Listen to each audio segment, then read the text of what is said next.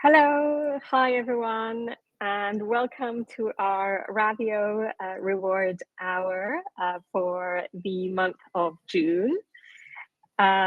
This Thursday, I'm delighted to be hosting Ekaterina Potter, and we're going to be talking about pay for performance and how to grapple with this subject that I feel is top of mind for everyone in any organization, in any market.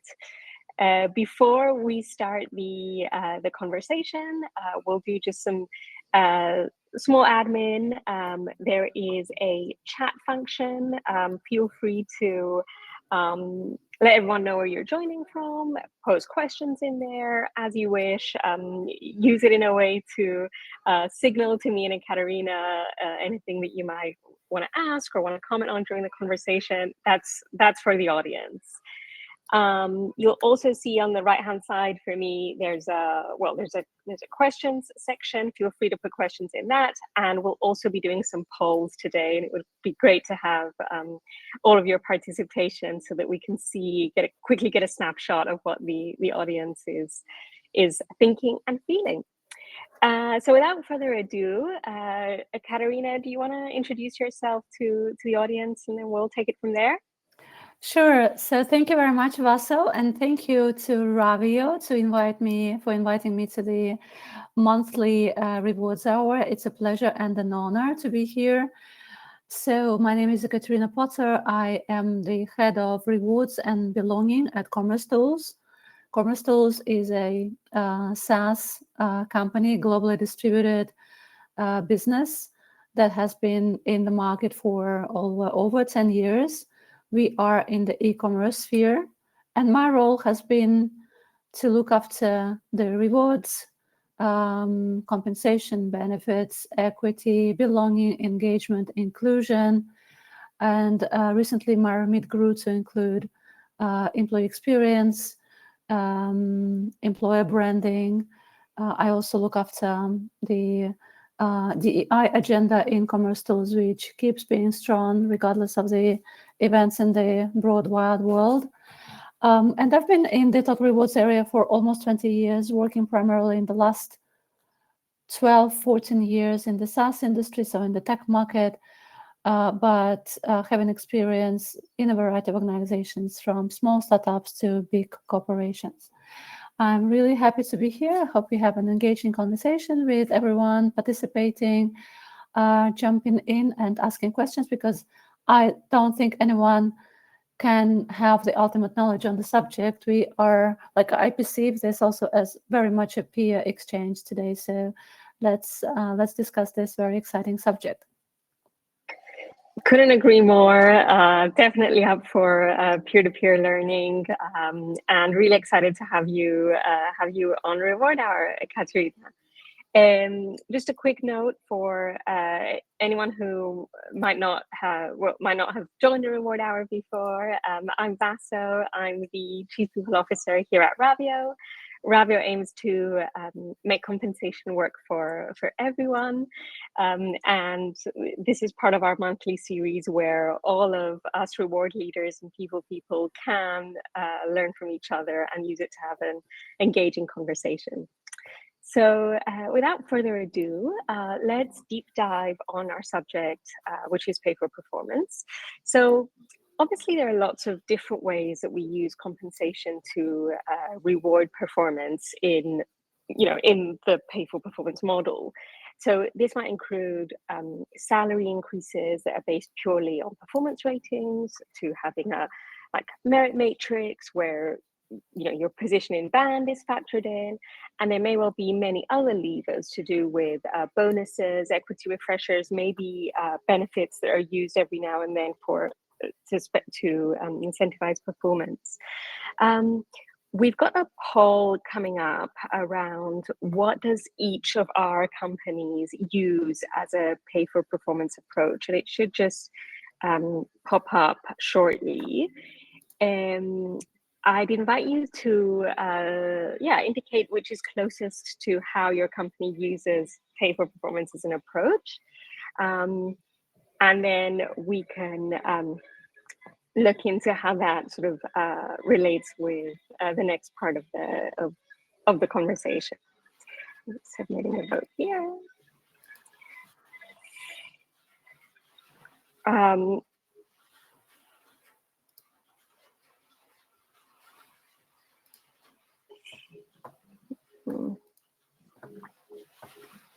Okay. Oh, there it is. Yeah, so we've got 41% coming in as merit increases based on performance and band positions, so a merit matrix, and then performance bonuses at 22%, 17% merit increases only.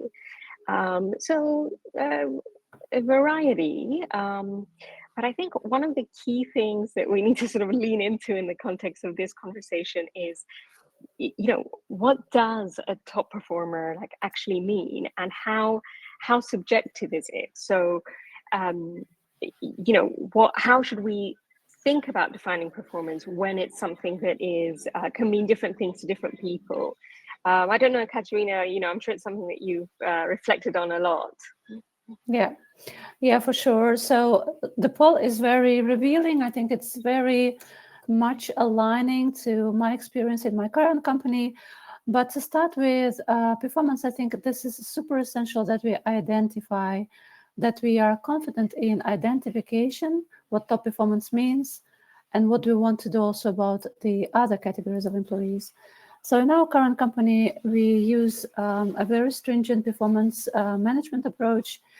We have a proper software, the tool, manager enablement. We use a system whereby we assess employees' performance on the annual basis for the full summative point, looking backwards, but we also combine it with very much of a feedback model, chats, check-ins, regular updates between manager, employee, and peers throughout the year.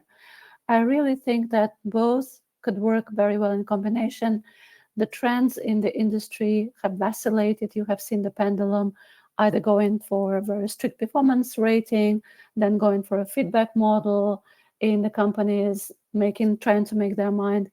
We do both. So we have a rather soft media check in our company where we look at the goals achievement, but we also try to be very future oriented.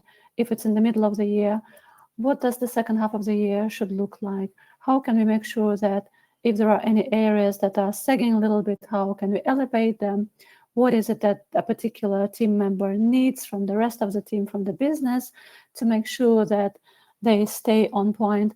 And at the end of the year, we have a very, very formal approach with the rating and calibration in every organization, in every department in our company.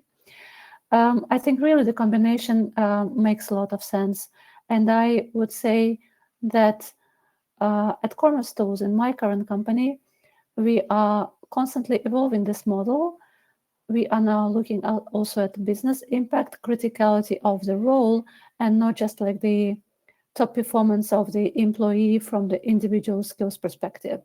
So we are trying to always keep track of our high potentials, which sometimes goes hand in hand with top performance, but it doesn't have to be. It also could be a robust, solid employee achieving their goals, maybe not overachieving or excelling, but still demonstrating excellent leadership capabilities, learning agility, and other things that indicate that they could be potentially high potential category, which we need to also nurture. So we try to always stay dynamic in terms of assessing who our top performers are, not excluding one model from the other in this identification process. So I think that works well. And we see that employees are getting used to the approach of the process being stringent, but with a lot of business input in terms of the criticality of the role and impact on our success as a company. Yes, that's great to hear that employees are starting to get really sort of used to the the rituals and the systems and the processes behind the scenes, because it sounds like you've got so many touch points over time, which is super interesting. I guess the question that I have first for you, Ekaterina, is how, to what extent has what you've introduced changed since you joined, or since whenever you sort of started the people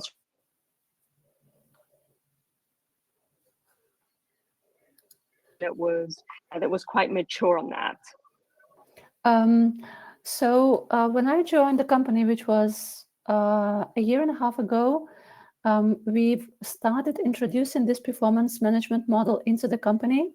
It was something very different before.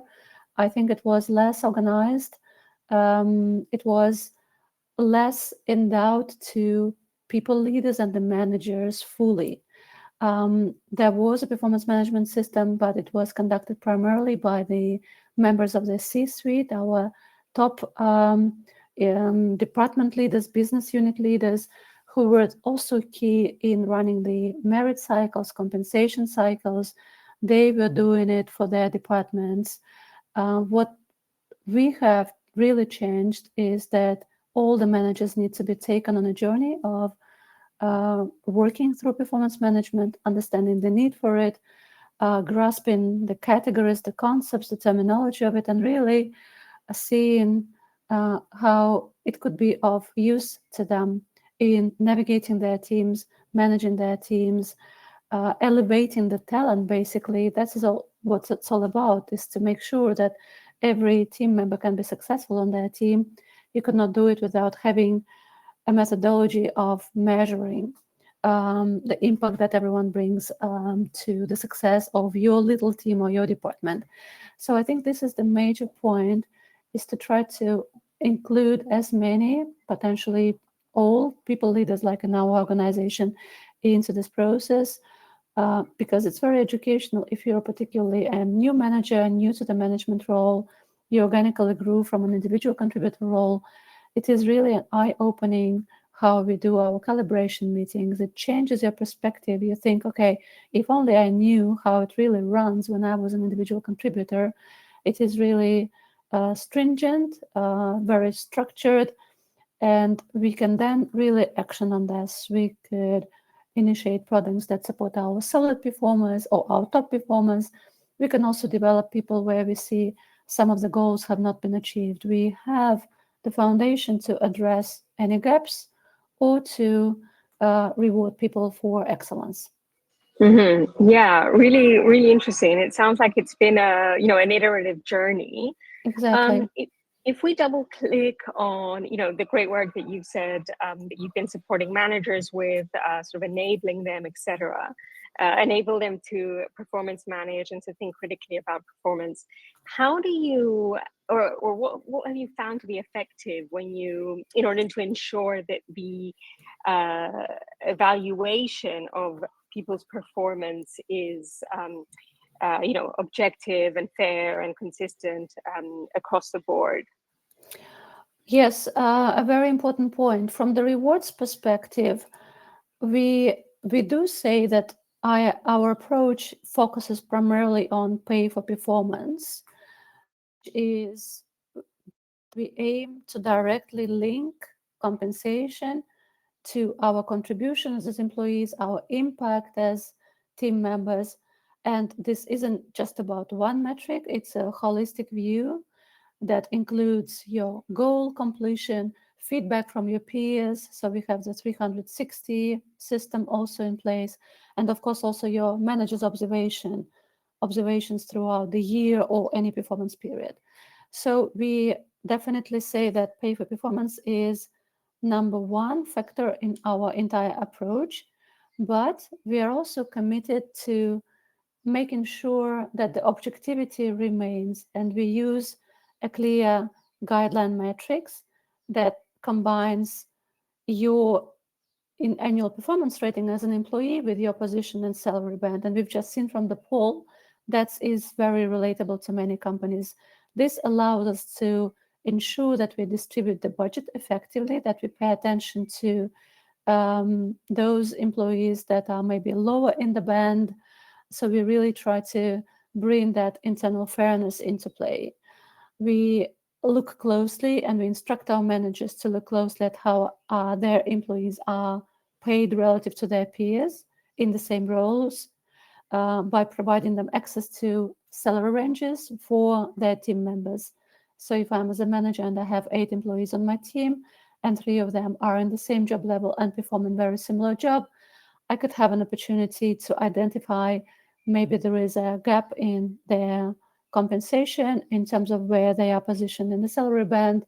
Maybe there is also a difference in their performance, and then I could play around with my budget to allow for like that merit cycle to use it as a chance to fix some of those gaps, taking those 2 concepts, internal fairness and pay for performance, harmoniously together. Yeah, okay. And what do you think, thank you for that, Ekaterina. What do you think is the role of people, so HR business partners in supporting for this to happen effectively? So for us in rewards, our people business partners are the absolutely essential task force during the annual compensation review, merit cycle, or on any initiative that comes from the Total Rewards team. Really, I'm really happy that we have an amazing people business partner team that is there for us, first of all, to ideate together with us. So when we set out with any initiative, we gather feedback, and people business partners is the first team where we go to sanity check, to get more ideas, to brainstorm together. And once we have the final product, they are the ones that hold the manager's hands as we go into the rollout and the implementation. So our people business partners support on both sides, first on the ideation of any initiative on the reward side, but also then on the actual implementation. And what we do from the communication perspective is that we first and foremost enable our people business partners. So before we roll anything out, it is going to be the first enablement that we do, let's say in advance of the comp review, is we set information and enablement sessions for our people business partners and the people organization, also people operations, so that they are completely on the same page, fully aligned, and can then support us. And we learn every year. I don't think this is a step that we can dispense with. This is very, very essential. I see the role of the Total Rewards team as somebody who sets the rules of the game. So the annual review cycle is the game, and we are the ones that provide the rules of the game. And then people, business partners, take it into the organization. They have critical conversations. They help managers, particularly those who are stepping up into the leadership roles, to really learn how to apply these concepts, because it is something new. It could be very, very new information. We sometimes need to go down to basics. What is OTE? What does pay transparency mean? And this is what people business partners gladly support us with. Yes, completely agree. They're indispensable. And I've found they can be incredibly helpful with naturally they tend to be empathetic people. Obviously, I'm generalizing, but it is a trait that I think is common in this role. I've also found them to be extremely effective with supporting on the conversation and the communication element. So supporting managers with how to have how to be enabled to have what might be a great conversation or a difficult conversation. Yes. Yeah, and that can be, I think, quite a game changer as well. And I think the other thing that's interesting to sort of reflect on is, to what extent does pay for performance sort of discount the role of a very solid performer, or even just a solid bang average, but good performer? And should we be worried about that? Yeah, I keep thinking about this. This is something that really preys on my mind a lot. there are organizations that set out to only hire top performers. They actually announced that in their philosophy. You could even read that on their homepage. I wonder, though, if it's possible to only have a workforce consisting completely only of top performers.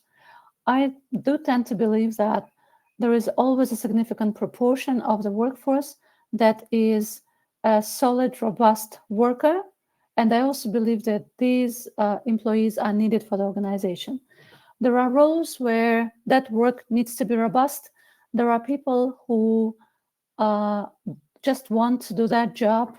There are employees that do not have interest in stepping up. I do believe that there is always a certain proportion of team members that are in this category. And I see that we often focus only on top performers, or then selecting out the bad apples, so to say. So trying to navigate the performance where there is underachievement of goals, not meeting expectations, and all of that. So people teams often focus on this or the other extreme in terms of the rewards in particular, and kind of forgetting that there is also a significant proportion of the workforce that is doing their job really well, and that job is sort of like happy to be done that way. There is nothing that you could do better or harder or higher for that role to be fulfilled. So I believe that whenever we talk about top performers, we need to make sure that we don't disengage probably most likely the bigger proportion of the organization that is in the robust category, which is why we need to make sure that the budgets for merit increases are there, that people feel that they have the progression of pay, that the inflation situations are covered and such like. And then for the top performers, the organization should be considering of something that really sets them apart from this category via different means, and we can discuss it later on today. But I don't believe that just disregarding solid performers and doing kind of the run-of-the-mill, the usual for them, will be a long-term successful strategy. I do believe that we need to engage them. It could also be something not completely related to pure financial rewards, but I do believe that we need to be paying attention to this category of employees as well. Yes, absolutely. And there's also, something that's at the back of my mind often is, employees we go through seasons in our lives, and it might be that in one season of our lives we're, absolutely top performer, everything personally is going really well, everything professionally is going really well, we're on top of the world. And then, in another season of our lives, it might be that there's political turmoil at home, there might be political turmoil in the world, internal turmoil, bad, just a series of difficult personal events. And so if we sort of map that onto, one sort of professional performance, it may also, what does it say about a company if, we only have top performers incentivized in one season, and then the minute one's had a difficult personal season, they're out. Yeah, it is something that I also struggled with personally. I think once you work and live long enough, you will experience ups and downs in your personal and professional life. It's almost inevitable. No matter how happy you could be in a particular organization, and I have friends who've stayed with one and the same company for 15 years, they also confirm to me that they experience those phases and like different stages in terms of how engaged they are in their job, and in terms of how keen they are, how active, what their energy level is, how interested they are, how they shine, how they bring their best game, and all of that. Yes, those periods can be lengthy, and you could have a honeymoon with organization for a long time, but it's almost inevitable that the energy levels could drop now and again, and I think it's also completely normal. I've been working with companies that have European origins mostly in the last good 10, 15 years. And for me, the value of supporting employees when that stage drops a little bit is very essential. And in fact, it would create a very uncomfortable situation for me if we were a company that does not deal with that well, the company that is ruthless and does not have the intelligence to recognize that it's all about cycles. Life is all about cycles, and sometimes it's up, but then there are moments in life where we as a company need to support employees in terms of them not being employees, but just like as people, because we are people at the end of the day. We don't divide ourselves in personas. Most people, I don't think they do. We still stay people also when we work. So I'm really happy that in my team, we focus on that. We have a whole, a choice of well-being initiatives that are there to support employees in the bright times or in harder times. We have pursued this since I joined, that we do create a set of programs that speaks exactly to that need, whether that's special leave or a duvet day,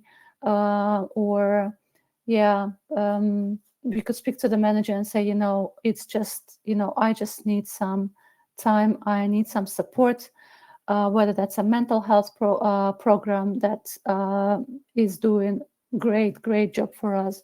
So it is something that has become very, very important to me. I remember when I first started my career, I thought I worked in consulting.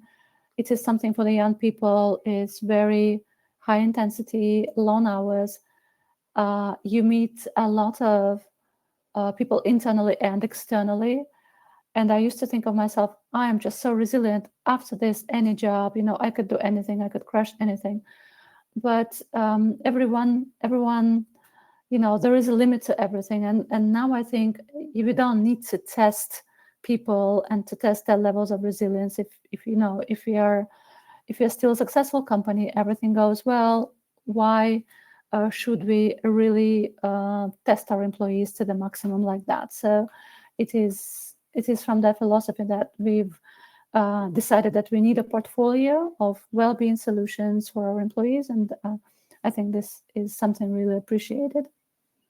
I think so as well. And on a personal level, I've also benefited from the kindness of my employer. I broke my leg a couple of years ago, and it wasn't even the immediate impact of an acute accident or something like that happened. It was more the aftermath, so psychological and just sort of getting up again from that sort of big incident was what I had found most surprising, and was where I personally needed the most support, and I was really grateful to have received it. Ekaterina, we have a question from the audience. So do people in the robust category still have the expectations to be promoted, even if the role hasn't changed? And how would you suggest we deal with that? No, if the role does not change, we typically do not have promotions in these cases, and I don't think our team members in such roles fully expect that. Of course, there are edge situations, but typically the promotion for us means really an expansion of the role, that you operate at the different strategic level. It's really an increase of your responsibility, the scope, the impact, the magnitude of error in your job. So once those factors have been satisfied, we can be speaking about the promotion. So in that case, there is a process, and people can go through that process. But I don't think that some of the robust performers, all of them seek stepping into a role at a higher level. Sometimes there are just no roles in a particular department or team where that's the case. But I do believe that individuals naturally seek growth, And what we do with that is that we nurture the concept of learning and development, and we support shadowing, or we ask people to lead an initiative or to step up and take over a project. Sometimes you could even be mentoring others in your team, maybe junior employees, or maybe like a buddy system, somebody from a completely different department. So if people are not seeking promotion, or if there is no role in their particular team for that promotion to happen, we would still focus on the learning and development part for them. We would encourage employees to take more complex projects. We have access to wonderful courses. We have a subscription with Coursera. By the way, they have some amazing AI stuff right now. So we kind of try to solve the situation via giving access to good learning opportunities, because I believe whether you are striving for a promotion or not, you as a person would be better off if you avoid stagnation, and that if you achieve recognition for what you do, even if it's just your daily job, and that job is going to be at the same scope for the next 3 years. So by the same token, even the best employees and top performers can feel stagnant and lose motivation, as we've just discussed with Vaso. So yeah, that's my experience. That's how we try to approach it. I think focusing on learning is super essential. We kind of depart from the rewards arena, but actually we put the focus on learning as almost like we promote it as almost like one of our benefits. If you go to our career web page, then you'll see that we identify it as along with our main benefits, which are more like on the financial monetary side. Yeah, completely agree, and we sort of have a similar philosophy. So often, I mean, there needs to be a business need for a bigger role, Yes. and so once it's there, great, but it's not always there. And then when it's not there, there is this opportunity for learning and development. Easier to do in a bigger organization because there's more avenues open to folks. But also, I do think that sometimes, the right decision might be that,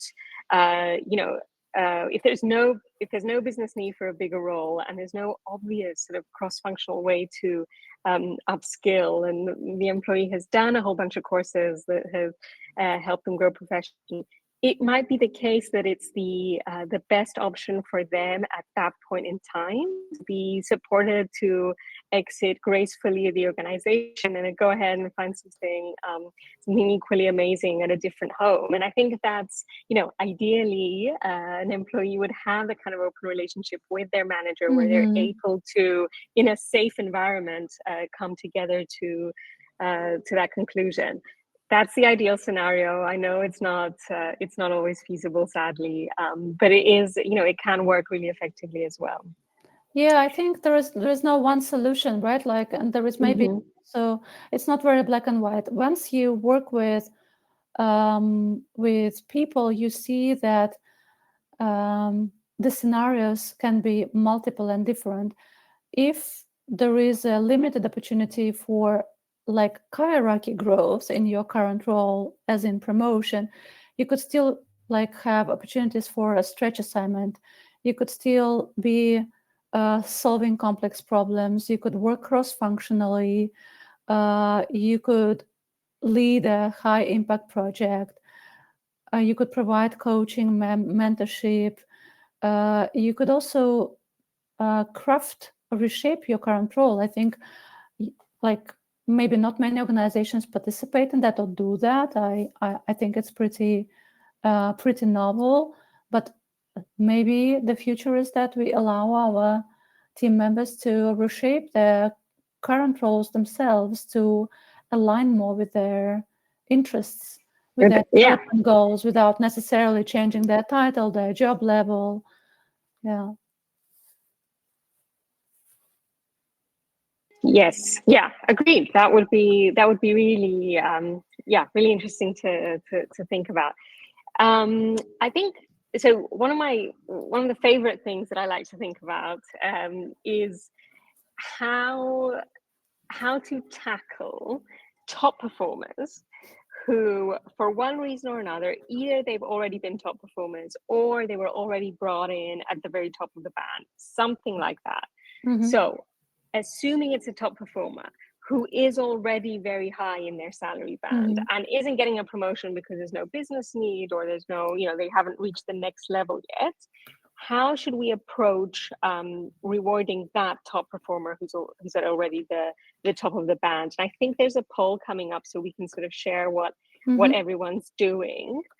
But yeah, it's a question, Ekaterina, that I've thought about a lot, as I'm sure you have. Yes. It's every time we tackle it, and it's never perfect. I'm very curious to know what our audience is going to say.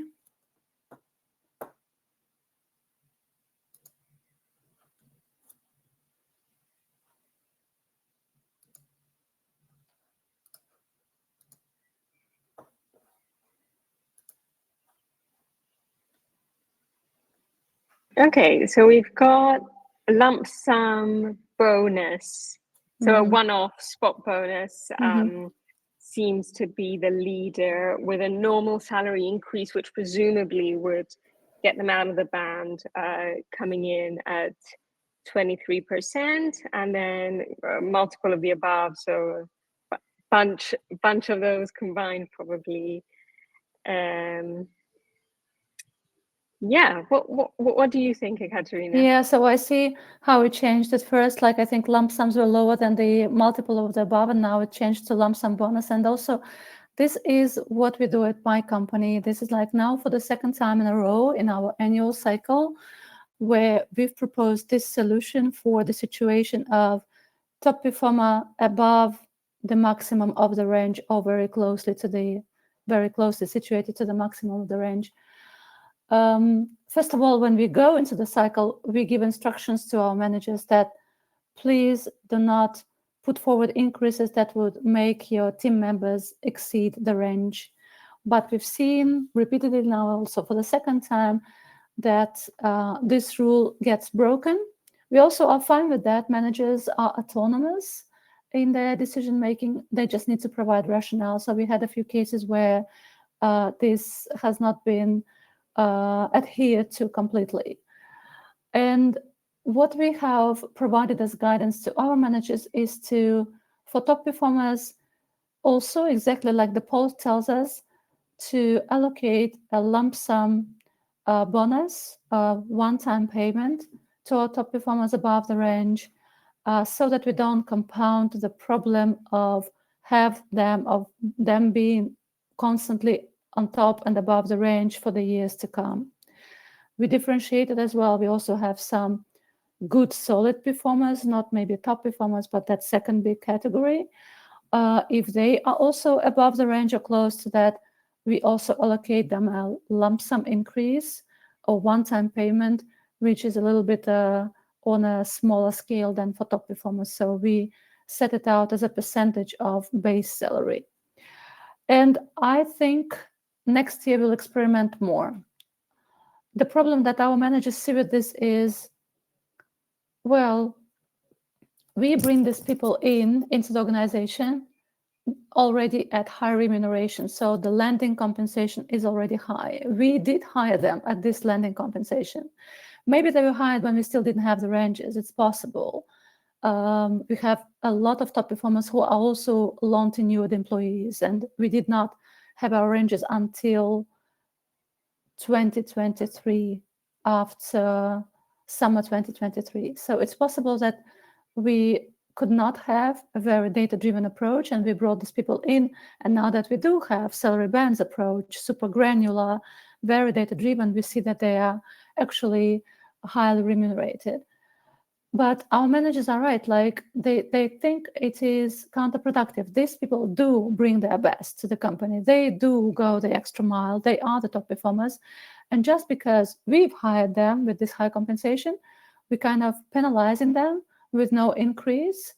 So we have questions from the organization around this topic. And I think it is, for our company, it is hard to differentiate rewards on base salary. I think our base salary is out there for us to cater for the needs of the employees upon the whole, also the solid performers. We need to make sure we have a good budget. It's not going to be an amazing 10% increases for everyone, but it's a good competitive budget.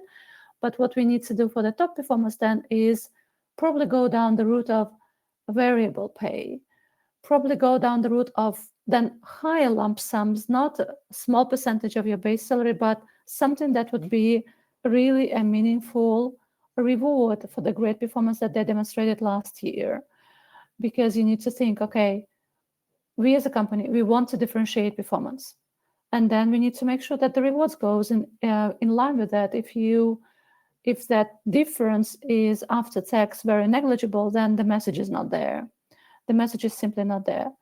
But I do think that for our company, the variable pay is something that we should explore for the next year.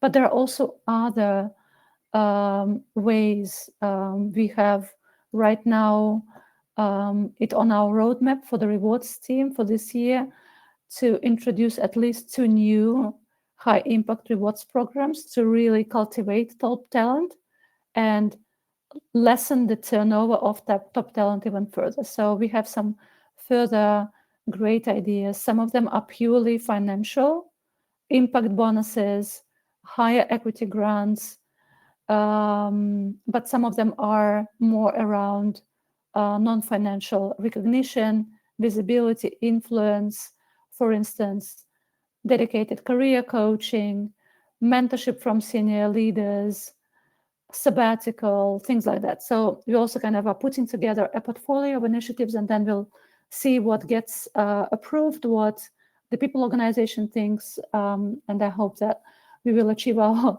roadmap goal for this year to have 2 new initiatives support us, because we found that in the merit cycle, I don't think that was enough how we managed to differentiate performance on the merit increases alone. That sounds super interesting, and we're going to have to do another one of these at the end of the year, so that you can let us know what you decided on and what worked well. But I think it sort of leads nicely to sort of double click on how, and you sort of mentioned a bunch of stuff as we've gone through the hour, but how, at commercetools, how do you think about pay for performance? Oh, in general, I think it is for me about retention of these employees and the development of these employees. These are the people where we need to nurture their drive and we need to nurture their desire to grow. We need to make sure that they are set for success. We would like to have the rewards for them being really substantial, with, as I mentioned, a blend of monetary incentives and something very powerful that would be experiential, perhaps, non-monetary, and in the area of appreciation and recognition. So this, I think, is the same concern for every leading modern tech company. It's a super competitive landscape. Retaining our top performers is very important to us. I think our retention rate for this category is already excellent, but we want to, edge out the best we can. And so to address that, we need to kind of work with this 2-pronged approach, both like immediate recognition for outstanding contributions, but also like looking after the long term, the growth, the well-being of our valuable employees. So this is, this is how I think about it. It is something that our executives are also very much aligned on, recognizing, rewarding impact, and celebrating that as well. And maybe that will only be applicable to 5 to 10% of our workforce who have had that significant impact on the business. But I think we really need to measure that and then reward that, really reward that. And how do you, yeah, completely agree. And it sounds like you're experimenting or trying different things at commercetools in a really sort of adventurous and fun and iterative way. So that's, and I've taken a lot of notes on this call. I guess, how do you, and it's not, the question I'm about to ask you is not only linked to pay for performance, but I think it's especially relevant if you, you know, if the company is striving for an aggressive pay for performance model. Mhm. How do you handle the balance between trying to be fair, trying to reward performance, and also having these, you know, unfortunately for all of us, the budget constraints that we know and love and hate? Yeah, our budget has multiple multiple demands. There are multiple demands on our budget, and the budget is always finite. Even a great budget is finite, always limited. And in the current volatile tech environment, the budget could be felt as even more limited than maybe 5 years ago, when times were rosier than now. Like how we do it with very with a very granular approach to distributing our funds, and with the accountability principle on behalf of our managers. When I say we are granular, we identify who our compensation planners are going to be. It's not every manager in the team. Typically, it starts with teams of about 3 to 4 to 5 direct reports, but every comp planner needs to review the propositions for the increases with the direct leader of those employees directly. And then we provide our managers with the comparison, position, and range for each of their team member. And our merit guideline and the budget that gets allocated to you as a comp planner already takes into account what your team distribution is like in terms of the performance and position and range. Plus, we also reserve some buffer in terms of the budget for some special situations, edge cases, for instance, gender pay gap that we would like to close off on in a particular cycle, for instance, in this comp review. So the budget that you get as a comp planner has already that nuance built in, and then there is enough room for maneuver and enough play for every manager to distribute those limited resources in an efficient but also very fair way. In terms of those edge scenarios, what we've done last autumn, we knew that we are going to be going into our merit cycle in February. We engaged a renowned consultancy firm to support us with the gender pay gap. We've done that in advance of the cycle so that we can use the results of that analysis in the merit cycle. And if there are any gaps identified, we can already close them right now using this 1 in a year opportunity to level off on some of the discrepancies. And we have promised the organization to be doing that regularly. So we ran the analysis, we had the report, and we've actioned on every single of those. Actually, very happy to report very few cases where the discrepancies could not be described with some objective factors. So we kind of are really proactive about it. We want to identify and splice the budget in advance so that managers have the allocation of the resources to them in the most fair way. So this has been our approach. I know not every company does it this way, and we have the luxury of a relatively small company where this is possible with our amazing team members who can set it all up where everything updates dynamically in terms of the money that you spend. But yes, this has been our approach, and I think it worked super well. We had wonderful feedback from the organization on our budget distribution, not on the budget per se, that could always be bigger, that could always be stronger, but on the way we've kind of guided the organization through it. Yeah, that sounds amazing, and job well done, and great to hear you've had such great feedback. And I think just to sort of round up, and then maybe we can take some questions if we have time. But how would you, so if we think about the performance of our teams, both in the sort of generalized people and also in the reward space, how do we, or how should we measure the success of our own approach? So, it's kind of sort of messy to think about, but should performance-based pay be increasing the performance of the business? I mean, that's what we're trying to incentivize, right? Yes. Yeah. To what extent do you measure that, and is it an effective metric? Yes. I think sometimes we forget that we need to link every initiative that comes from our people space with business objectives.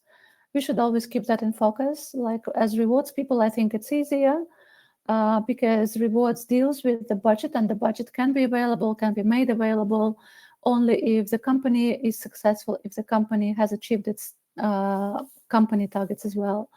So I think in the rewards teams, that focus is always there. We can support our employees once we are collectively successful as a company. I do believe that the performance-based pay should be increasing performance. I think the way to look at it is again via programs like short-term incentive plans, which can be directly linked to company metrics. I would always prefer that the individual performance element is there as well, but it is something that is, for some of the teams, it's very easy to connect to the company success and to your own success. We speak about sales roles, we speak about customer roles. There, things are very easily measurable. You have the commission, you have the quota distribution, you have customer churn and things like that. For the rest of the organization, I think linking it to overall company metrics on the short-term incentive plan payout is something that makes sense for us to kind of nudge people and show them that as performance of the company improves, so does your pay. The performance-based pay is about that main linkage. So I think this is the way I would look at it. I don't think we can dispense with variable pay. I also think that, again, evaluating performance needs to be objective and the foundation and very consistent before we look at linking more and more reward programs to it. But I do believe that we as rewards teams have multitude of different tools and levers to pull and to level up and maybe to dial up now and again so that linkage persists. I think it's super essential not to lose track of where the company stands and what the business goals are. Absolutely. Okay, super interesting. Thank you, Ekaterina, again for the insights and your time and your expertise. I don't know if we have any questions from the audience. Happy to stay on. We have a few minutes. I can see someone's typing.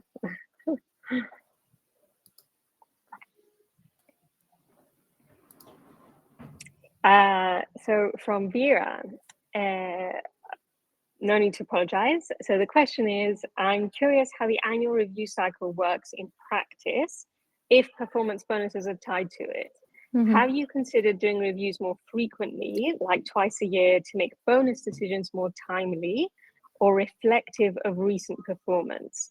I know you mentioned having regular check-ins, but I'd love to understand how those fit into the actual bonus decision process and whether the annual cadence ever feels like a limitation. Mm-hmm. That's an excellent question, Vera. Thank you very much for asking that. I also wonder sometimes, in my current company, our performance management system is, as I mentioned, that combination of check-ins, mid-year soft touch, and end-year proper performance review, and our compensation cycle is annual. However, what we do have in my company is that promotions can happen at any time throughout the year. And we received excellent feedback. When we mentioned that to candidates, they always rave about that. I thought after 2 merit cycles in this company that promotions would always kind of lump around the time of the merit cycle. And it does happen. We do still process a lot of promotions. As soon as managers get budget, they're like, okay, can I distribute it between promotions and merit? Can I kind of reallocate these buckets and whatever? So that happens. But still, we have a significant amount of people being promoted from January and from September and in July and at any time in the year. So this is one thing that we do, and I'd love to keep this practice at commercetools. In one of my previous companies, we actually did have bonus payout, the short-term incentive payout twice a year. So it was a complete correspondence of the cadence with the performance management. So the performance management system was also aligned to 2 significant check-ins, mid-year and year-end, and the bonus plan was completely tied to that, with a smaller proportion of your variable being up for potential payout. I think it was 30%, and the bigger proportion of it was for the rest of the year. So this is something that worked very well, because it gave people that carrot more immediately. What you mentioned is that annual cadence could be a limitation. That really solved that issue. People felt like the recognition is very immediate. 6 months is not such a long time. Many of our projects last longer than that, but you feel like there is something that's coming to you already in the middle of the year, and that felt motivating to our team members. Yes, I've also had feedback on the importance of having promotions, or at least the opportunity for promos to happen ad hoc. And personally, totally get it in a small company that's still trying to move fast. Mm-hmm. I do sometimes worry, are we looking with the same rigor at all the, for example, promotion requests that come in at any point of time? So that's something that I think I still need to work on, basically. But super. Okay. We have a question from Patricia. Do all employees benefit from bonuses dependent on company KPIs and company success, or is it only specific job families like sales or middle and top management? How do you do it at commercetools? Thank you very much also to Patricia for the question. So in the tech industry, it is very typical that sales and go-to-market functions have sales-based commission plans. They are different in nature. There are a few varieties of them. Our account executives, so people who sell our product, have typically commission plans. Our pre-sales engineers have pre-sales plans, but it's all very much linked to their turf, their quota.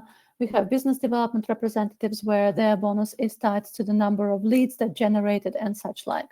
So go-to-market is very much linked to variable pay with relatively established sales metrics. Sales compensation area is a very complex area.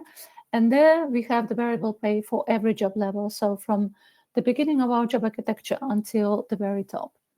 For the rest of the organization, and in the tech industry, it means product, engineering, enablement functions, legal, for instance, people, operations, IT, and such like. In our company, these employees are put on the company bonus plan, which has a combination of metrics from the company side, revenue, bookings, cash, and such like. And individual performance quite often also is part of the bonus plan. It is often the case in the tech industry that also all job levels have some proportion of their pay being a bonus or a short-term incentive plan. But in our organization, it's only limited to certain job levels at the top of the house. So from a leadership position of significant scope, these job levels have access to a short-term incentive plan. Yes, similarly, I would say, Patricia, I've seen it all. I've been in companies where every single employee had a bonus plan, some small, some much bigger, but every single person had it. At some point, we changed that and got rid of the bonus schemes completely, except for the commercial organizations. And then a couple of years after that, we reversed that decision as well. So I think Yeah. it's different things at different seasons of companies' sort of journeys as well. But it just has to basically align with the overall comp philosophy at the start. Okay, that's all we have time for today. Ekaterina, thank you so much. I've learned a lot in this hour alone, and I'm going to be bothering you for more insights, I'm afraid. Thank you to our lovely audience, and yeah, hope to see you at the next one. Thanks as well, Vaso. Thanks to Ravio and to the lovely audience. Let's keep exchanging. Thank you. Yes. Cheers. Bye, Thank you. everyone. Bye.